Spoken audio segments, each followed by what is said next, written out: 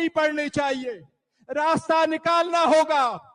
یہ یاد کرنا ہوگا اس وقت ملک ایک بڑے مشکل چوراہے پہ کھڑا ہے.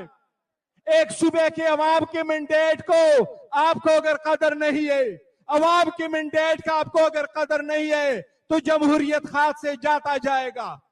وہ غیر جمہوریت قوت اسپیس لے لے گی. مشکل چوراہے پہ کھڑا ہے. دانشمندانہ فیصلے کرنے ہوں گے. ٹھنڈے مزاج کے ساتھ، نیک نیتی کے ساتھ سوچنا ہوگا. پاکستان کے یہ عوام آج جو آپ کو پاکستان کے ہر کونے میں احتجاج کرتے ہوئے نظر آ رہے ہیں، یہ محب وطن ہے.